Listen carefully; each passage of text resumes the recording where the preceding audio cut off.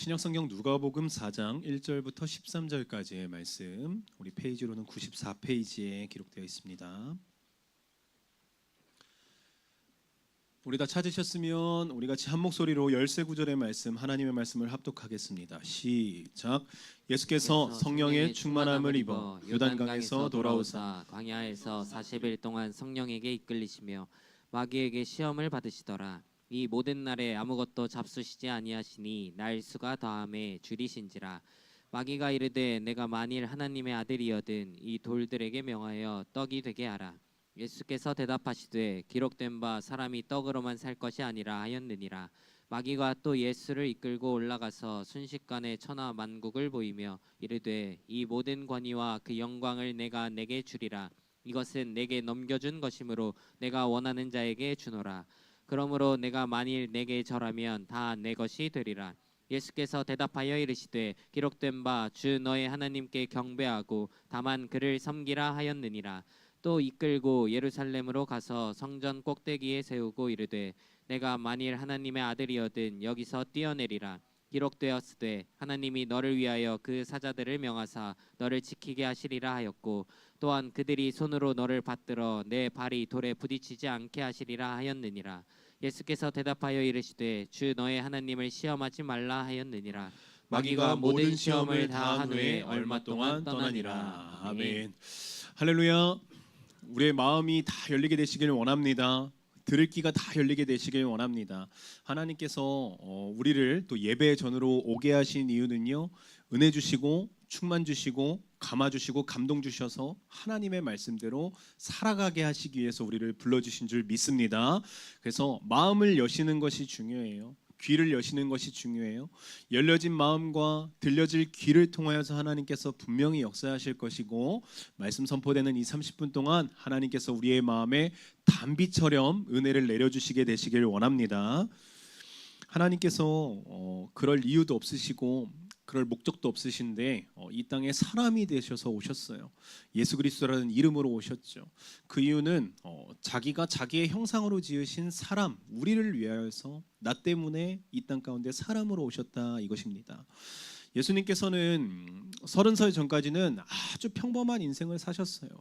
요즘 시대로 따진다면 그냥 평범한 직장인, 목수라는 직장을 가진 거였고, 또 부모님 두 분이 계시고 형제들도 있고 그냥 건실한 청년으로 살아가시던 분이 바로 예수님이셨습니다. 그러나 때가 되자 누구라도 그 당시에 요단강에서 세례 요한에게 세례를 받고 싶어하던 그때, 죄사함의 세례를 받고 싶어하던 그때에 예수님께서도 요단강에 가셔서 세례를 받게 되십니다. 예수님께서 세례를 받으실 때 기도하셨어요. 기도하셨더니 성경의 표현으로는 이렇게 되어 있더라고요. 하늘의 문이 열리고 성령의 비둘기 같은 것이 예수님의 머리 위에 임하더니, 누가복음 3장 22절에 이렇게 되어 있습니다. 하나님께서 이렇게 선포하시는 거예요. 너는 내 사랑하는 아들이다, 이렇게 선포하시는 겁니다. 누구나 다 때가 있습니다. 일상적인 삶과 같은 때, 30살에 갑자기 때를 만나셨던 예수님과 같이 누구나 다 때가 있어요. 상황이 역전되는 때가 되실 수도 있고요, 예수님을 선명하게 아실 수 있는 때가 되실 수도 있고요, 여러 가지의 때가 있습니다. 우리는 우리가 원하는 때가 있지 않습니까? 하나님, 이런 일들이 다 역전되었으면 좋겠어요. 하나님, 이런 일들이 다 해결되었으면 좋겠어요. 우리는 우리가 원하는 때가 있어요. 자녀들이 잘 되었으면 좋겠어요. 근데 하나님께서는요, 하나님 편에서 우리에게 작정하신 때가 있다라는 겁니다. 하나님께서 작정하신 때, 이것을 하나님의 시간이라고 말하고요, 하나님께서 만져가시고 이뤄가시는 때, 하나님의 카이로스라고 말합니다. 하나님께서 분명히 올해 우리 각 사람을 만져가실 분명한 때가 있으실 겁니다. 봄이 될 수도 있고 여름이 될 수도 있고 가을이 되실 수도 있겠어요. 언젠지 잘 모르지만 우리의 마음 가운데 하나님을 향한 분명한 기도하는 마음이 있다면, 하나님을 향한 분명한 엎드리는 마음이 있고 간절한 마음이 있다면, 하늘의 문은 분명히 열리게 될 줄 믿습니다. 하나님께서 우리에게 하늘의 문을 여시고 선명하게 말씀하실 거예요. 어떻게 말씀하시겠습니까? 너는 내 사랑하는 아들이다, 너는 내 사랑하는 딸이다, 분명히 말씀하실 겁니다. 이 정체성에 대한 명확한 선포는요. 성령 충만함의 은혜를 더하여 주시는 거예요. 성령 충만 어려운 거 아니고요. 내 안에 예수님이 계시다는 게 충만한 겁니다. 예수님께서 요단강에서 기도하시고 때가 되었을 때 하늘이 열리고 선포된 너는 내 아들이다라는 말씀을 들으니까 성령 충만함의 역사를 누리셨어요. 누구인지 알게 됐을 때 성령 충만함의 역사가 일어나는 거예요. 중요한 것은 우리의 정체성이 누구이냐라는 겁니다. 성도님들의 정체성이 누구이냐라는 거예요. 제가 세비시의 아빠라고 아까 말씀드리지 않았습니까? 성도님들의 정체성은 어떻게 되시겠습니까? 한 여자의 남편이 되실 수도 있고 한 남자의 아내가 되실 수도 있겠죠. 누군가의 부모가 되실 수도 있고 누군가의 자녀가 되실 수도 있겠습니다. 아니면은 뭐 세상에서는 직장이 여러분들의 정체성이실 수도 있고 교회에서는 직분이 되실 수도 있겠습니다. 그러나 이 모든 것들보다 먼저 제가 세비시의 아빠라는 사실보다 먼저 되어야 되는 정체성이 있는데요. 그 정체성은 그리스도인이라는 겁니다. 우리의 먼저 될 정체성은 예수님 믿는 사람이라는 겁니다. 우리 같이 이렇게 한번 선포해 보시겠습니까? 나는 그리스도인입니다. 한 번 더 큰 목소리로 따라해 주시겠습니까? 내 안에 예수님이 계십니다. 하나님께서 선포하셔서 정체성이 딱 드러난 거예요. 예수 그리스도를 향하여서 너는 내 사랑하는 아들이다 라고 선포하셨을 때 정체성이 나타낸 거예요. 근데 예수님께서 그 선포하심을 아멘으로 받아들이고 믿음으로 받아들였기 때문에 하나님의 아들이 되었다는 겁니다. 우리의 인생 가운데 하나님께서 각 사람을 향하셔서 선포하신다 생각해 보세요. 너는 내 사랑하는 아들이야. 너 내 사랑하는 딸이야. 그런데 우리 입장에서 아멘으로 화답하지 않고 믿음으로 받지 않는다면 우리는 하나님과 관계없는 인생이 될 것입니다. 성도님들 안에 누가 계신지 한번 곰곰이 생각해 보십시오. 내 안에 누가 계십니까? 성도님들께서는 무엇으로 움직이시는 분이신지를 한번 곰곰이 생각해 보십시오. 어떤 가치를 따라서 움직이십니까? 돈을 따라 움직이시나요? 물질을 따라 움직이시나요? 관계를 따라 움직이시나요? 복음을 따라서 움직이시나요? 우리 안에 분명히 예수님께서 계십니다. 우리는 예수님으로 움직이는 사람입니다. 또 그렇게 되기를 원하는 사람이죠. 오늘도 주님 안에서 충만한 하루, 거룩하고 복된 주일 보내게 되시길 주님의 이름으로 축복합니다. 우리 주님 예수님께서 요단강에서 성령 충만함을 받으시더니 갑작스럽게 오늘 읽은 1절 말씀을 보니까 성령께서 이끄셔서 광야로 인도하심을 받았다라고 되어 있습니다. 성령 충만의 장소 요단강, 얼마나 축복의 장소입니까? 요단강이라는 그 성령 충만의 축복의 장소에서 광야로 갑작스럽게 말씀을 보니까 장소를 급격하게 바꿔 가신 거예요.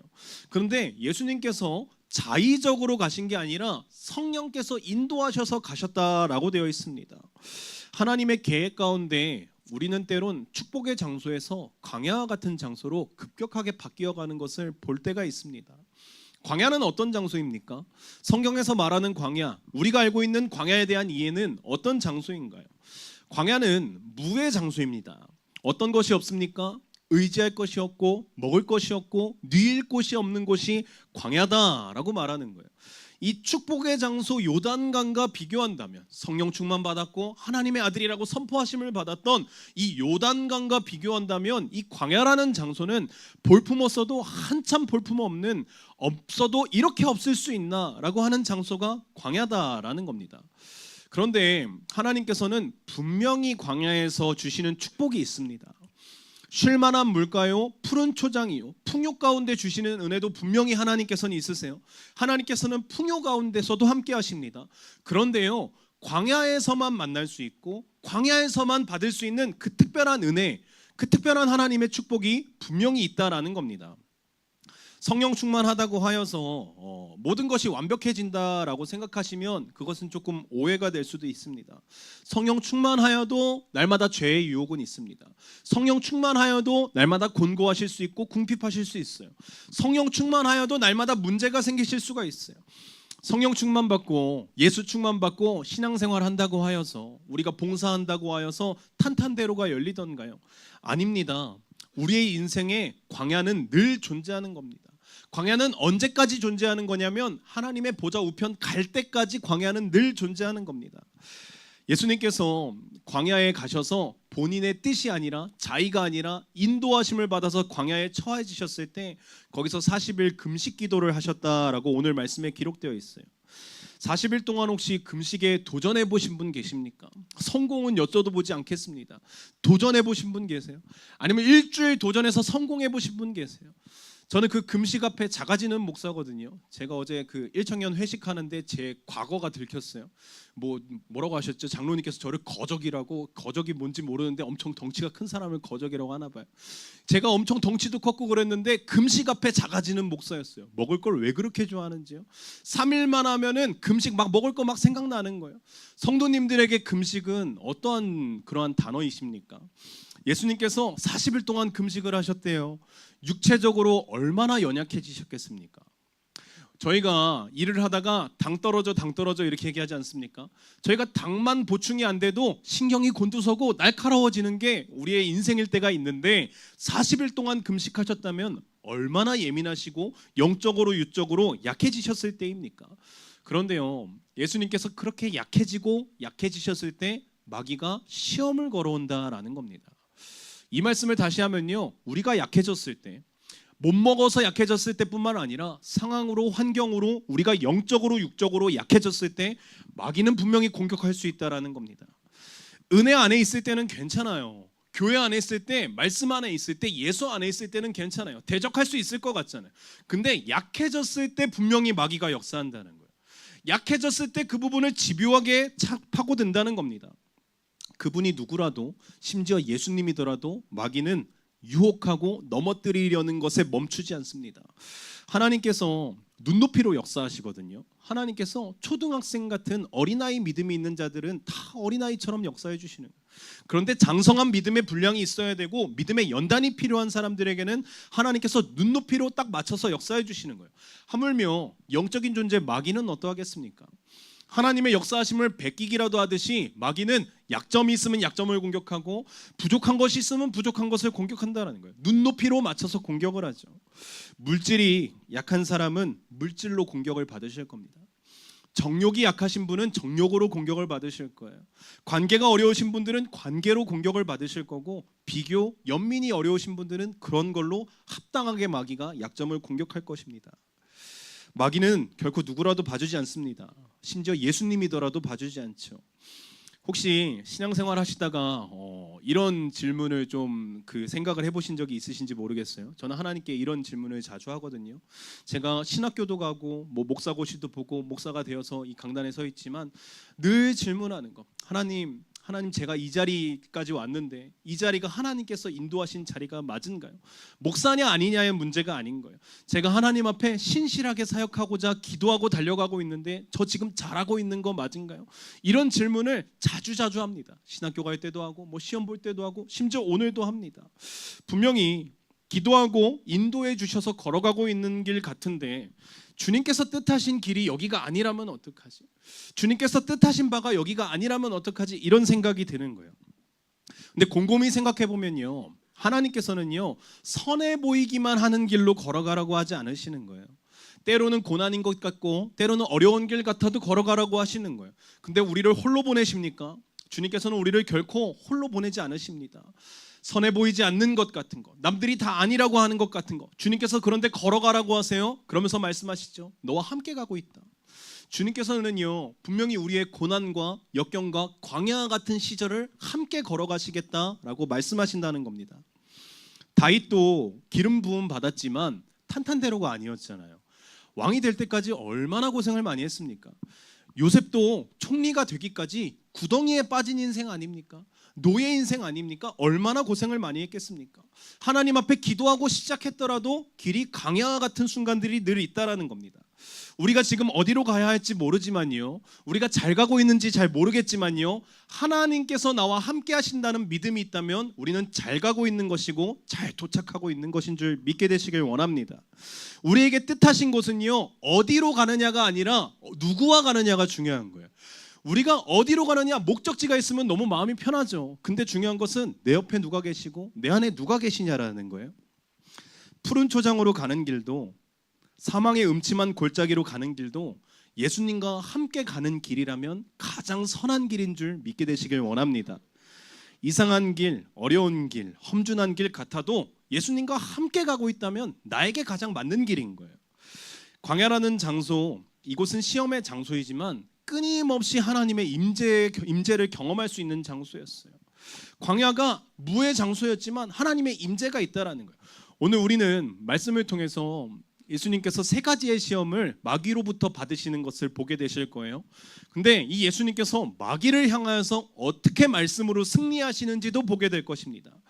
이 성경의 내용이 우리에게 도전이 되시고 은혜가 되셔서 이 말씀으로 우리 한 주 명절 살아내시고 또 인생을 마귀를 날마다 승리하시는 경험으로 나아가게 되시길 주님의 이름으로 축복합니다.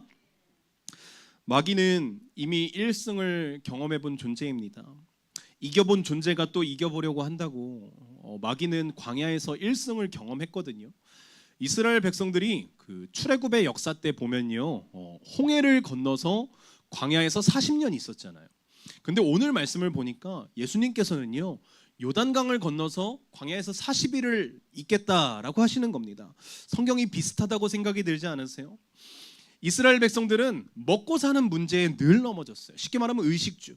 먹고 사는 문제, 광야에서 씨름하다가 결국에는 수많은 불평 불만으로 인하여서 극에 달했을 때 마침 모세가 안 보이는 거예요. 마침 모세가 하나님의 말씀을 받으러 십계명을 받으러 산에 올라가는 거예요. 눈앞에 모세도 안 보이겠다, 눈앞에 하나님도 안 보이겠다, 마침 잘 됐다 하면서 아론을 꼬드겨서 금을 다 모으지 않습니까? 그래서 금을 모아서 금송아지를 세우고선 이들이 뭐라고 말합니까? 이 금송아지가 하나님이다, 이렇게 말하는 거예요. 이스라엘 백성들은 가나안 땅에 들어가지 못했습니다. 왜입니까? 죄의 결국은 사망이라는 사실을 믿게 되시길 원합니다. 금송아지는요, 내가 하나님을 만들겠다라는 거예요. 하나님이 안 보이셔? 모세가 안 보이셔? 그럼 내가 금송아지를 만들어서 하나님이라고 말하겠다라는 거예요. 이스라엘 백성들은 철저하게 광야에서 패배했습니다. 마귀의 1승입니다. 마귀는 광야에서 1승을 경험한 존재죠. 그러나 하나님께서는 실패로 내버려 두지 않으세요. 하나님께서는 결코 우리가 마귀에게 걸려 넘어졌던 일 가운데 넘어진 상태로 내버려 두지 않으세요. 성도님들의 한 주간의 삶이 어떠셨습니까? 실패하셨던 순간이 있으세요? 넘어졌던 순간이 있으세요? 하나님께서는 결코 그 순간을 그 순간으로 내버려 두지 않으세요. 오늘 말씀해 보니까 실패의 장소 광야로 승리하신 예수님을 다시 보내시고 계신 거예요. 하나님의 아들 예수님께서 광야로 가셨습니다. 우리의 삶 속에도 축복의 장소와 같은 요단강에서 갑작스럽게 광야로 인도함 하시는 하나님을 볼 때가 오실 겁니다. 경제적인 어려움, 관계적인 갈등, 정체성의 혼란, 뭐 여러 가지 어려움이라고 하는 카테고리가 너무 많아요. 자녀의 문제, 수많은 어려움들, 풍요하다라고 우리가 마음을 안심할 수 없습니다. 잘 풀린다고 하여도 우리가 다 기쁨으로 누릴 수 없습니다. 그렇다고 불안하시라는 건 아니에요. 근데 분명히 우리가 메뚜기도 한철이기 때문에 한철일 때가 있다라는 거예요. 광야로 인도하시는 이유. 근데요, 예수님께서는 40일 동안 금식하시면서도 광야에서 분명한 정체성을 지키며 나아가시더라고요. 앞으로 예수님께서 받으실 시험은 이스라엘 백성들에게 임하였던 시험과 같이 육신의 시험일 겁니다. 먹고 사는 문제, 의식주의 문제일 겁니다. 근데 마귀는요, 단순한 존재가 아니에요. 먹고 사는 문제로 시험을 걸지만 먹고 사는 것을 그냥 못 먹게 하기 위해서 시험을 거는 게 아니에요. 먹고 사는 문제를 통하여서 영적인 시험으로 인도하는 게 마귀의 역사입니다. 먹고 살지 못하니까 하나님을 부인하게 하는 거예요. 먹고 살지 못하니까 하나님을 탄원하게 하는 거예요. 누구처럼요? 이스라엘 백성들처럼요. 육적인 시험을 가장하였지만 영적인 시험을 걸어오는 마귀입니다. 정말 깨어 있어야 될 것은 우리에게 걸어오는 마귀의 영적인 시험입니다. 영적인 시험을 잘못 통과하고 잘못 겪는다면 하나님을 떠난 이스라엘 백성들처럼 될 겁니다. 예수님을 떠난 인생처럼 될 것입니다. 마귀가 우리에게 영적인 시험을 걸어옵니다. 가장 큰 영적인 시험은 너는 누구냐라는 거예요. 정체성이 무엇이냐. 정체성을 물어보며 걸어오는 시험, 이제 세 가지의 시험을 볼 건데요. 첫 번째 시험은 육신의 정욕입니다. 먹고 마시는 일에 대한 시험으로 영적인 시험을 걸어와요. 우리 3절 말씀 띄워주시면 같이 한번 읽어보겠습니다. 3절 시작. 마귀가 이르되 내가 만일 하나님의 아들이여든 이 돌들에게 명하여 떡이 되게 하라. 아멘. 우리에게 마귀가 물어봅니다. 너가 그리스도인이거든, 너가 권사거든, 너가 집사거든, 너가 직분자거든, 너가 목사거든, 너가 하나님의 아들이여든, 이러면서 마귀가 물어보는 거예요. 정체성을 물어보는 거죠. 오늘 시험을 걸어올 마귀의 세 가지 시험 중에 첫 번째 시험과 마지막 시험에 똑같은 문맥이 있습니다. 너가 만일 하나님의 아들이여든. 우리가 살아가다 보면 마귀는요 뜨문뜨문 우리의 정체성의 시험을 걸어올 거예요. 날마다 걸어오진 않겠지만 첫 번째 시험과 마지막 시험에 걸어오는 것처럼 뜨문뜨문 우리에게 시험을 걸어올 겁니다. 만일 하나님의 아들이었든 40일을 줄인 예수님에게 마귀는 하나님의 아들이라면 돌들에게 명하여 떡이 되게 하라라고 시험을 합니다. 얼마나 상황이 딱딱 맞는 것 같습니까? 마침 배고프셨을 거고 마침 금식이 끝나셨을 거니까 먹으실 때가 됐잖아요. 줄이셨으니까 상황이 딱딱 맞는 것 같습니다. 하나님의 아들이라고 들었는데 하나님의 아들이라면 굶주림을 한번 면해봐라. 마침 굶주렸을 텐데 능력 좀 발휘해봐라. 마귀가 살살 꼬드기는 거예요. 이 말은요 현실을 스스로 극복해봐라 라고 하는 말로 해석할 수 있습니다. 너 지금 힘든 것 같은데 너의 현실을 한번 극복해볼래? 이스라엘 백성들은 먹고 사는 문제 앞에 늘 넘어졌다고 말씀드렸죠. 주시는 대로 먹고 주시는 대로 받고 주시는 대로 걸으면 되는 거예요. 근데 더 달라고 하고 더 채우겠다고 하고 더 원한다고 하면 탈이 나는 거예요. 우리는 사실 일용할 양식으로 살아가는 자들 아닙니까? 주기도문 날마다 고백하지 않으세요? 일용할 양식을 주옵시고. 일용할 양식으로 사는 사람이에요. 내일 일은 모른다라고 하면서 사는 사람이에요. 그렇다고 인생을 무책임하게 사시라는 말이 아닙니다. 인도하심을 받는 대로 사는 사람이 우리의 존재다라는 겁니다. 돌을 떡으로 만드는 일, 돌을 떡으로 만드는 일, 예수님 충분히 하실 수 있지 않으시겠습니까? 예수님께서는요 돌을 떡으로 만드는 것이 아니라 오병이어로 5,000명을 먹이셨어요. 예수님께서는요 어떤 분이세요? 무에서 유가 되시는 분이에요. 없음에서 있음이 되시는 분이에요. 하나님께서는 분명히 말씀 한마디로 모든 것을 하실 수 있으신 분이에요. 그런데 할 수 있는 일을 하지 말라고 하는 것, 돌을 떡으로 만들어 볼래? 할 수 있음에도 불구하고 하지 않을 수 있는 것. 우리의 환경에도 그렇지 않겠습니까? 우리가 돈을 탐하고 육신을 탐하고 정욕을 탐할 수 있는데도 하지 말라고 하는 것. 할 수 있는데 하지 말라고 하는 것은요 신뢰를 요구하는 일입니다. 금송아지를 만들며 애쓰지 않을 수 있는 그분을 향한 신뢰함이 우리의 마음에 있냐라는 겁니다.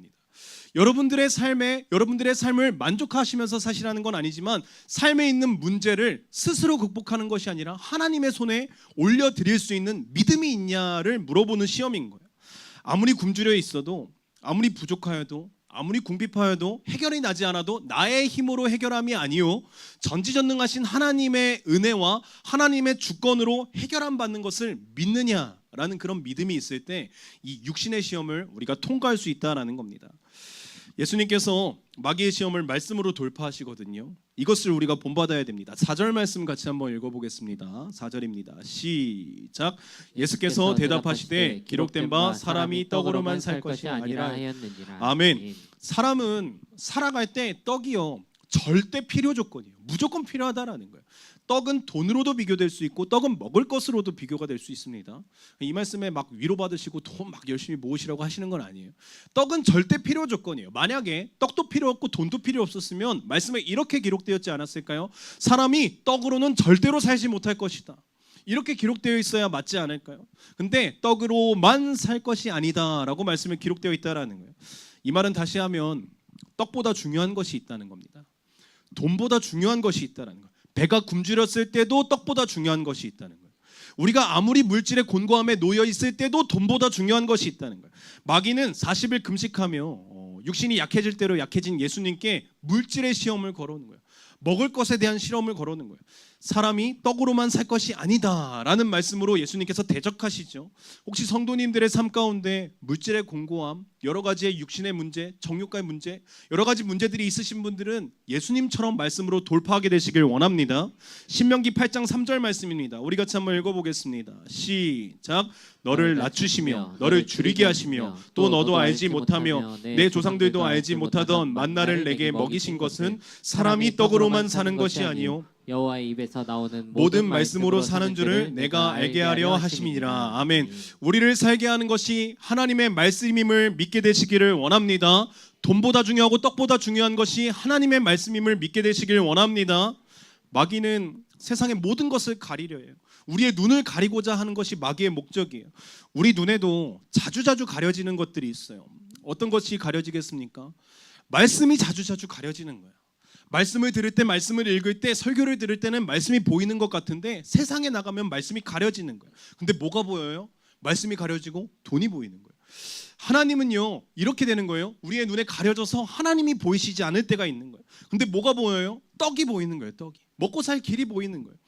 마귀는 보이는 것에 따라 살아가라고 말합니다. 근데 주님께서는 이렇게 말씀하시죠. 믿음은 보이지 않는 것들의 실상이라고 합니다. 보이지 않는 것들의 실상을 따라가라 말씀하십니다. 보암직하고 먹음직한 것들을 먹으라고 마귀는 날마다 유혹할 것입니다. 선악과 따먹을래? 하나님처럼 될 거야. 심지어 우리는 그것을 할 수 있습니다. 선악과도 따먹을 수 있고 돈을 위해서 살 수도 있고 정욕을 위해서도 살 수 있습니다. 그러나 할 수 있음에도 불구하고 주님을 신뢰하기 때문에 하지 않을 수 있다면 그것이 우리의 믿음이 되지 않겠습니까? 이스라엘 백성들이 광야에서 말했어요. 애굽에서 노예 생활할 때 고기 먹는 것이 더 좋았다. 우리 시대 적용해 볼까요? 마귀의 노예로 살면서 풍요롭게 사는 것이 더 좋다. 마귀의 노예로 살면서 그냥 먹고 싶은 거 다 먹고 사는 것이 좋다. 이런 말과 무엇이 다르겠습니까? 근데 예수님께서는 이렇게 말씀하시는 거예요. 말씀으로 사는 것이 더 올바른 길이다. 사람이 떡으로만 사는 게 아니라 말씀으로 사는 것이다. 우리 주님께서 우리가 그렇게 살아간다라고 하여서 우리를 굶기시겠습니까? 이스라엘 백성에게 주신 은총을 보니까요. 분명히 만나와 메추라기를 주시는 분이 하나님이시더라고요. 만나와 메추라기를 주시는 거, 먹고 살 수 있도록 우리를 인도하여 주시는 분이 하나님이시다라는 겁니다. 근데 제가 성경을 곰곰이 읽어보니까 만나와 메추라기가 하루 만에 썩어서 없어지는 것을 보게 됐어요. 아, 하나님 주셨으면 주신 것이지 왜 다시 가져가십니까? 하나님 유통기한이 하루는 너무 짧은 거 아닙니까? 우리에게 자녀도 주시고 장막도 주시고 직분도 주시고 삶의 터전도 주시고 모든 것을 다 주셨는데 하나님이 가져가실 수도 있으시다라는 거예요. 만나와 메추라기를 하루 만에 가져가신 이유 왜 그러셨을까? 하나님 그렇게 진짜 짜고 짜신 분이신가? 도대체 왜 그러셨을까? 묵상하다 보니 이런 결론이 나옵니다. 하나님께서는 우리에게 이런 걸 원하시는 거예요. 하나님만 의지할 수 있겠니? 만나와 메추라기도 의지하지 말고 자녀도 의지하지 말고 삶의 터전도 의지하지 말고 물질도 의지하지 말고 내가 너에게 준 것도 의지하지 말고 나만 의지할 수 있겠니? 이렇게 물어보시는 거예요. 말씀이신 주님만 의지하게 되시길 주님의 이름으로 축복합니다. 두 번째 시험입니다. 마귀가 예수님께 걸어오는 두 번째 시험, 세상 권력을 주겠다라는 시험이에요. 두 번째 시험의 키포인트는 마귀는 늘 공격하길 합리적인 것으로 공격한다라는 겁니다. 누가복음 4장 5절부터 7절 제가 한번 읽어드릴게요. 5절부터요. 마귀가 또 예수를 이끌고 올라가서 순식간에 천하만국을 보여주었다는 거예요. 순식간에라는 말이 중요합니다. 6절 이르되 이 모든 권위와 그 영광을 내가 내게 주리라. 이것은 내게 넘겨준 것이므로 내가 원하는 자에게 주노라. 7절 그러므로 내가 만일 내게 절하면 다 내 것이 되리라. 마귀는 순식간에 천하만국을 보여주면서 빠르게 보여주면서 예수님께 다 주겠다라고 유혹을 합니다. 빠른 거. 때로는 살다 보면 빠른 길처럼 보이는 길들이 있어요. 성공을 위한 빠른 길, 돈을 위한 빠른 길, 명예를 향한 빠른 길, 우리 권력을 위한 빠른 길.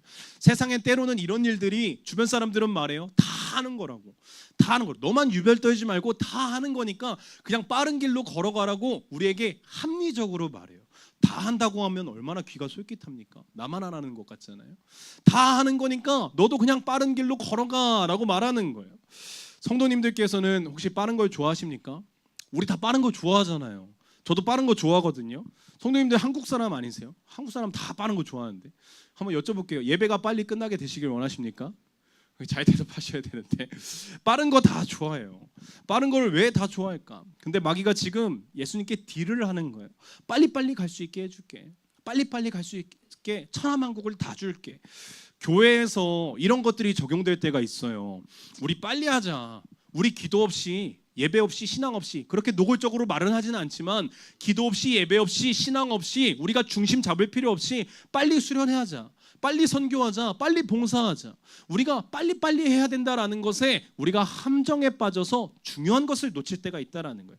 교회에서 일을 잘하는 방법은 무엇일까요? 혹시 노하우가 있으신 분들이 있으실지 모르겠는데 교회에서 일을 잘하는 방법 제가 곰곰이 생각해 보니까요. 정답은 이거더라고요. 교회에서 일을 잘하는 방법 혼자 하면 됩니다. 혼자 하면 시간 약속 안 잡아도 되고요. 나 편한 시간 내에 가가지고 혼자 하면 되고요. 저 집사님 핑계 대는 거 안 들어도 되고 뭐 와가지고 수다 떠는 거 안 들어도 되고 뭐 너무너무 좋아요. 혼자 하면 다 할 수 있어요. 또 빨리 하려면 교회에서 일을 빨리 하려면 어떻게 하면 되겠습니까? 돈으로 하면 됩니다. 돈으로 하면 완벽하게 해줍니다. 요구하는 대로 해줍니다. 수정, 2차 수정, 3차 수정 다 해줍니다. 돈으로 하면 빨리 할 수 있습니다. 그런데 이렇게 교회 일을 하면 완성도는 높을지언정 일이 혹시 잘 됐다고 말할 수가 있겠습니까? 교회에서 기도 없이 신앙 없이 우리가 예배 없이 무엇인가를 한다라는 것이 잘 됐다고 말할 수 있을까요? 우리는 잘 기억해야 됩니다. 빨리 하려는 것도 중요하지만 정말 잘하는 것이 중요합니다. 기도 없이 준비되는 것은 없습니다. 교회는요, 십자가 없이 시작할 수 있는 것이 없습니다. 마귀의 핵심 전략은 십자가와 부활을 가리는 거예요. 너가 내게 절 한 번만 하면, 너가 나에게 한 번 엎드리면 천하만국을 다 줄게, 순식간에 보여주는 거 봤지? 하면서 예수님께 미혹하고 있는 거 아닙니까? 언제 3년 사역하고, 언제 제자들 양육하고, 언제 십자가 지고, 언제 부활해서, 언제 하나님의 나라를 도래시킬래? 언제 재림해서 그렇게 할래? 그냥 절 한 번 하면 천하만국을 다 줄 수 있다니까? 예수님께 이렇게 딜을 걸어오는 거예요. 단순하다. 내게 한번 절해볼래? 말씀에 이렇게 되어 있습니다. 순식간에 천하만국을 보여주며. 마귀의 능력이 보이시죠? 순식간입니다. 마귀는 때로 진솔한 말을 해요. 마귀는 진짜 우리에게 줍니다. 무엇을 줍니까? 선악과를 따먹을 때도 한번 생각해 보세요. 하나님과 같이 될 것이다. 우리가 선악을 구별할 수 있지 않습니까? 선한 양심을 받으면 선을 알고 죄를 압니다. 선악을 구별할 수 있어요. 근데 마귀의 유혹이 진짜였지만 끝이 가짜라는 거예요. 끝이 영벌이라는 거예요. 순식간에 천하만국을 줄 수도 있을 거예요. 끝은 영벌이라는 겁니다. 주의를 지키지 않는다면 빨리 성공하실 수도 있어요. 조금 더 버실 수 있어요. 청년들 주의를 지키지 않고 무엇인가 더 공부에 매진한다면 더 잘 되실 수도 있어요. 세상에 성공하실 수도 있어요. 11조를 하지 않는다면 지금보다 삶이 더 윤택해지실 수도 있어요. 왜냐하면 물질이 풍족하잖아요. 10의 1조가 얼마나 아깝다는 생각이 자주 드실 수 있습니까? TV나 뉴스에 나오지 않는 이야기라고 생각이 되지만 우리의 삶에도 있는 것 같아요. 회사에서 부정적인 일들, 관계에서 부정적인 일들. 남들은 다 하는 거야. 남들 주일 다 빠지는 거야. 남들 11조 안 하는데 남들 다 하는 거야. 합리적인 것에 유혹을 받으면요, 빨리 가실 수는 있겠습니다. 그런데요, 빨리 가는 그 합리적인 것 같은 마귀의 길은 결코 옳은 길이 아닙니다. 예수님께서 마귀의 두 번째 시험을 또 통쾌하게 말씀으로 돌파하시거든요. 8절 말씀을 같이 한번 읽어보겠습니다. 8절입니다. 시작. 예수께서 대답하여 이르시되 기록된 바 주 너의 하나님께 경배하고 다만 그를 섬기라 하였느니라. 아멘. 우리가 오직 섬길 분이 하나님이심을 믿게 되시길 원합니다. 우리가 경배하실 분이 하나님이십니다. 천하만국을 보여주며 권력자가 되는 길에 그 영광은 가짜 영광이에요. 가짜 영광에 속아 넘어가실 수는 없으세요. 고난이 없는 영광은 없습니다. 여러분, 십자가 없는 부활은 없습니다. 진리는 대가를 치러야 되는 거예요. 다 대가를 치러야만 진리를 얻을 수 있는 겁니다. 빠른 길로 걸어가는 것, 명예를 가져다 주는 것 잠깐일 뿐입니다. 하나님의 길을 걸어가고 계신 분들, 지금은 조금 힘드실 수도 있어요. 고난이 있으실 수도 있어요. 그런데요, 바울이 이렇게 얘기하더라고요. 장차 올 하나님의 영광과는 비교할 수도 없다라고 말하더라고요. 지금이 고난이시고 지금이 조금 넘어져 계신 것 같고 참 마음이 낙심되는 순간들이 많으시더라도 버티시고 믿음으로 이겨내게 되시길 원합니다. 장차 올 영광과는 비교도 할 수 없을 겁니다. 8절 말씀에 하나님께 경배하고 해서 이 경배라는 말은요, 예배한다라는 말이에요.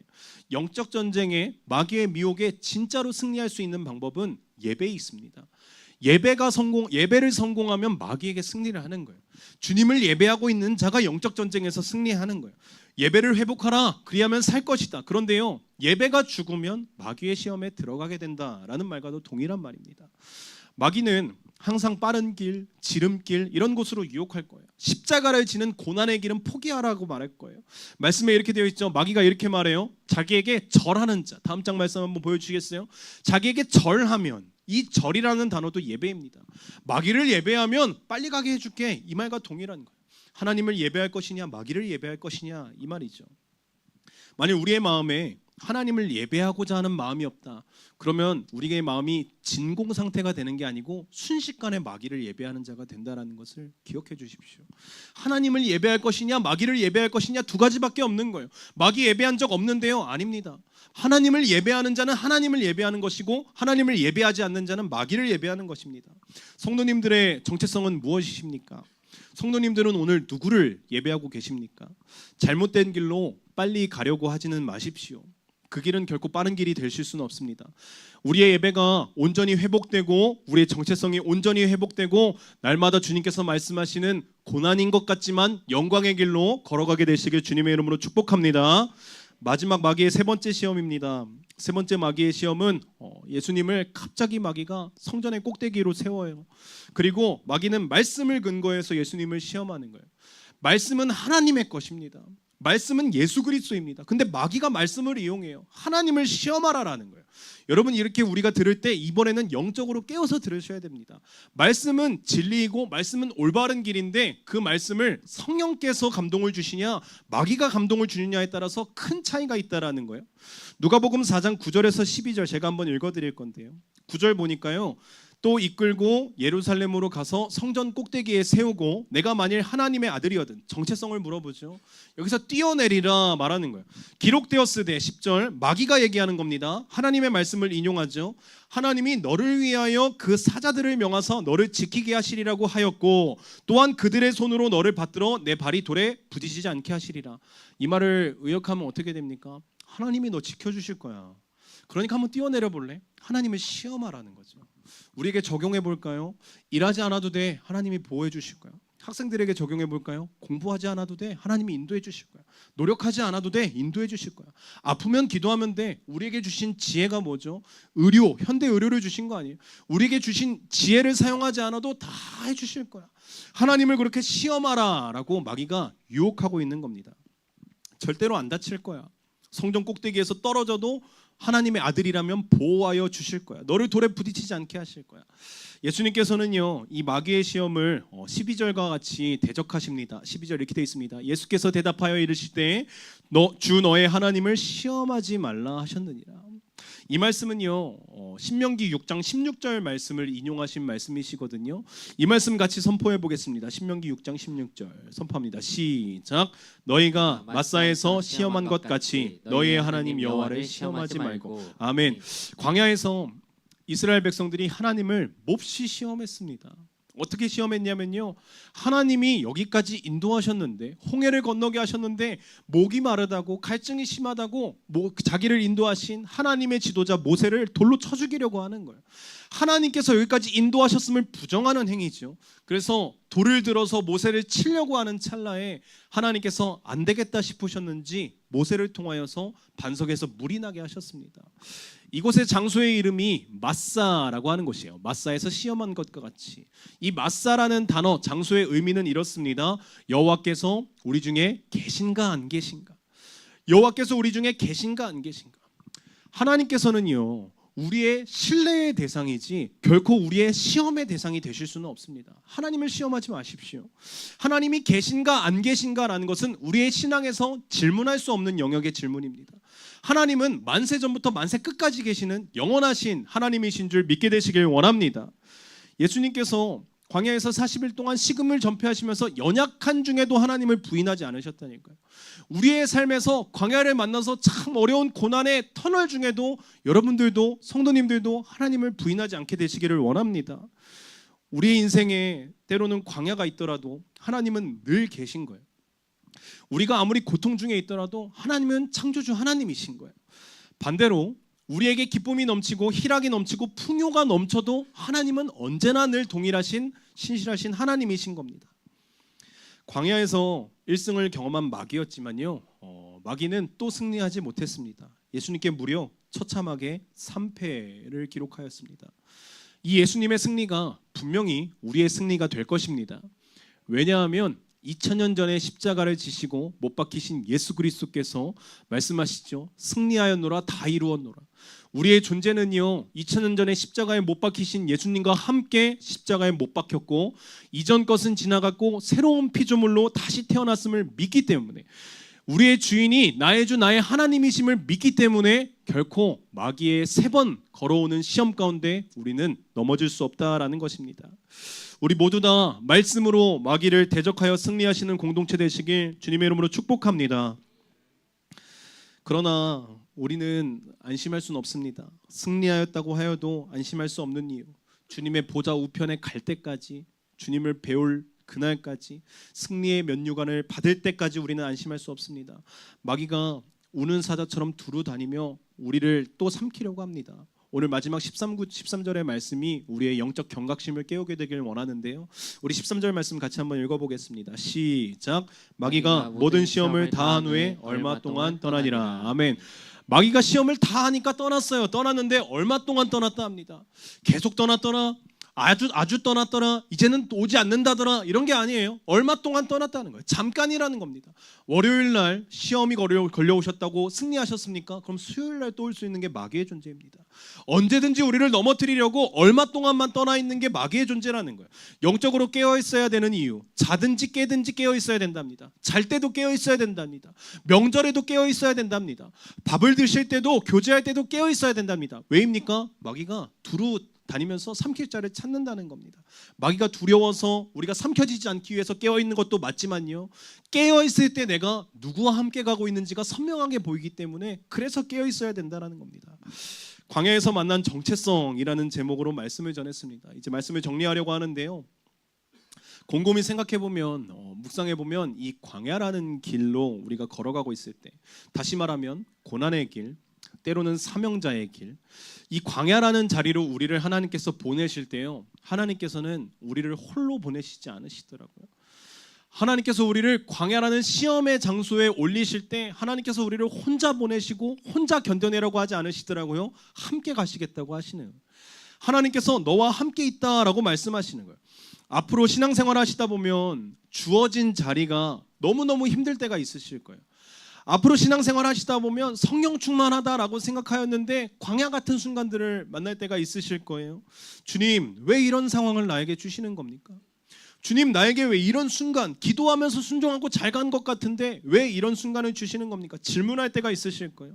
그때 깨닫게 되시길 원합니다. 홀로 가라고 하지 않으셨고 같이 간다고 하셨다. 다윗에게 골리앗 앞에 홀로 서라고 하지 않으셨습니다. 만군의 여호와가 함께 있다라는 하나님의 마음을 부어주셨다는 거예요.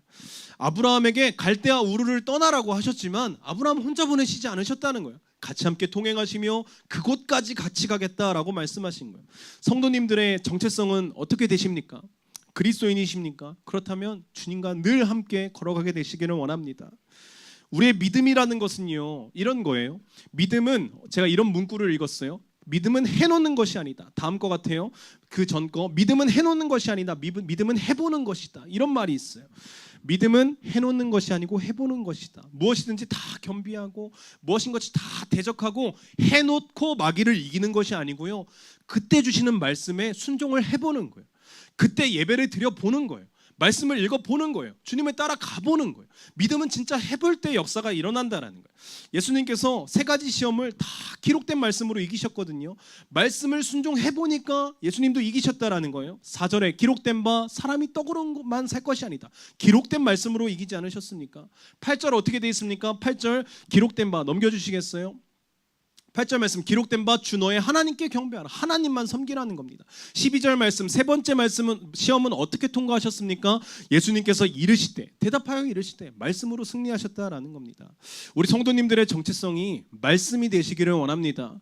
말씀이 누구이십니까? 예수 그리스도입니다. 성도님들의 정체성이 예수 그리스도가 되시기를 주님의 이름으로 축복합니다. 이따금씩 만나는 광야에서의 시험, 이 제목을 다시 하면요, 시험에서의 만난 정체성, 사실 이렇게 제목을 정하고 싶었어요.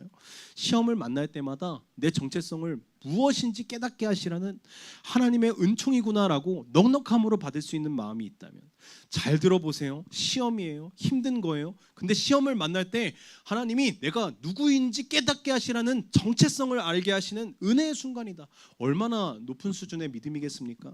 근데 혹시나 그 시험을 만나실 때마다 믿음을 발휘하셔서 승리하시며 내가 누구인지 깨달을 수만 있다면 하나님께서 너무나 기뻐하시는 일이 되지 않으시겠습니까?